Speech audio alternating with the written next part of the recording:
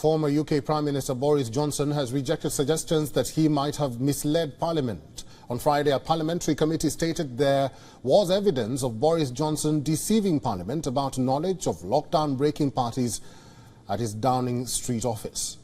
The Committee of Privileges say Johnson may have hoodwinked the House of Commons on at least 4 occasions. The initial report has been shared with the former Prime Minister before he testifies to the panel later this month. As per the committee, the conclusions are based on witness statements, WhatsApp texts, emails and pictures taken by a Downing Street photographer. Johnson flagged an astonishing gap between the evidence presented in the report and its conclusion.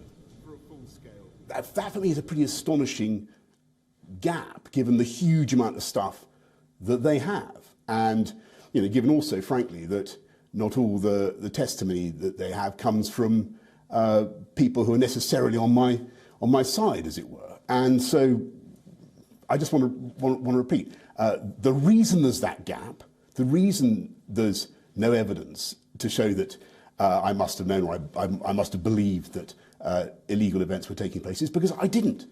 And I thought we were fighting COVID to the best of our ability in very difficult circumstances in Number 10, in the Cabinet Office, night and day. And I believe that what we were doing was in conformity with the COVID regulation.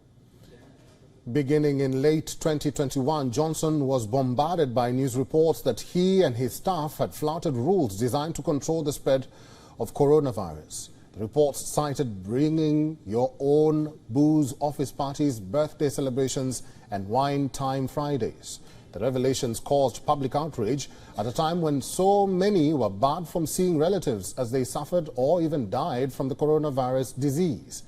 Police eventually fined Johnson and other officials for violating the lockdown rules, and the scandal contributed to his downfall. Johnson has agreed to appear before the committee later this month. The committee is charged with deciding whether Johnson intentionally misled lawmakers. It is also assessing if those breaches are serious enough to warrant sanctioning Johnson for contempt of Parliament. Rishi Sunak, who succeeded Johnson as the UK Prime Minister, recently addressed more than 200 members of Parliament at a 5-star hotel in Windsor. Boris Johnson's allies blame Rishi Sunak for helping to oust him as Prime Minister. Rishi Sunak has warned Tory members of Parliament that voters will not forgive them if they inflict more psychodrama on them. Though Johnson is no longer Prime Minister, he remains a member of Parliament. If he is found in contempt, Johnson could face a recall election.